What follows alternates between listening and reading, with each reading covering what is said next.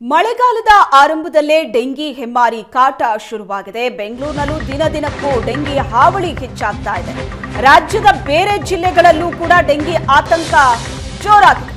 ಕಳೆದ ವರ್ಷ ಪೂರ್ತಿ ದಾಖಲಾಗಿದ್ದು 2003 ಡೆಂಗಿ ಕೇಸ್. ಈ ವರ್ಷ 6 ತಿಂಗಳಲ್ಲೇ 4886 ಡೆಂಗಿ ಪ್ರಕರಣ ದಾಖಲಾಗಿದೆ. ಕಳೆದ ವರ್ಷ ಪೂರ್ತಿ 2003 ಪ್ರಕರಣ ದಾಖಲಾಗಿತ್ತು. ಈ ವರ್ಷ ಮೊದಲ 6 ತಿಂಗಳಲ್ಲೇ 4886 ಡೆಂಗ್ಯೂ ಪ್ರಕರಣ ದಾಖಲಾಗಿದೆ. ಬಿಬಿಎಂಪಿ ವ್ಯಾಪ್ತಿಯಲ್ಲಿ ಈವರೆಗೂ 1230 ಡೆಂಗಿ ಕೇಸ್ಗಳು ಪತ್ತೆಯಾಗಿವೆ. 377 ಡೆಂಗಿ ಕೇಸ್ನೊಂದಿಗೆ ಮೈಸೂರಿಗೆ 2ನೇ ಸ್ಥಾನ ಇದೆ. ಕಳೆದ ವರ್ಷಕ್ಕೆ ಹೋಲಿಸಿದ್ರೆ ಡೆಂಗ್ಯೂ ಕೇಸ್ಗಳಲ್ಲಿ ಈ ಬಾರಿ ಭಾರೀ ಹೆಚ್ಚಳವಾಗಿದೆ. ಚಿಕ್ಕಮಗಳೂರು ಜಿಲ್ಲೆಯಲ್ಲಿ 346 ಡೆಂಗ್ಯೂ ಕೇಸ್ ದಾಖಲಾಗಿದೆ. ಕಳೆದ ವರ್ಷಕ್ಕೆ ಹೋಲಿಸಿದ್ರೆ ಈ ವರ್ಷ ಡೆಂಗ್ಯೂ ಪ್ರಕರಣ ಸಿಕ್ಕಾಪಟ್ಟೆ ಜಾಸ್ತಿ ಆಗಿದೆ. ತಕ್ಷಣವೇ ಆರೋಗ್ಯ ಇಲಾಖೆ ಈ ಬಗ್ಗೆ ಗಮನ ಕೊಡಬೇಕಾಗಿದೆ, ಕಾರ್ಯಪ್ರವೃತ್ತರಾಗಬೇಕಾಗಿದೆ.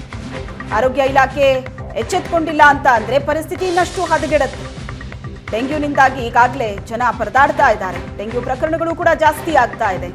ಡೆಂಗ್ಯೂನಿಂದಾಗಿ ಆಸ್ಪತ್ರೆಗೆ ದಾಖಲಾಗೋರ ಸಂಖ್ಯೆಯೂ ಕೂಡ ಜಾಸ್ತಿ ಇದೆ. ಮೈಸೂರಿನಲ್ಲೂ ಮತ್ತು ಚಿಕ್ಕಮಗಳೂರಿನಲ್ಲೂ ಡೆಂಗ್ಯೂ ಕೇಸ್ಗಳು ನಿರಂತರವಾಗಿ ದಾಖಲಾಗ್ತಾ ಇದೆ.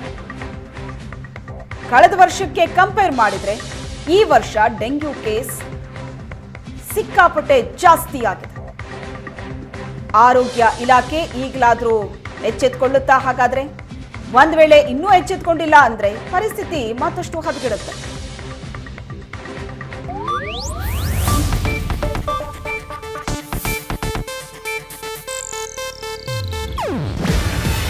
ಇದು ಏಷ್ಯಾನೆಟ್ ನ್ಯೂಸ್ ನೆಟ್ವರ್ಕ್ ಪ್ರಸ್ತುತಿ.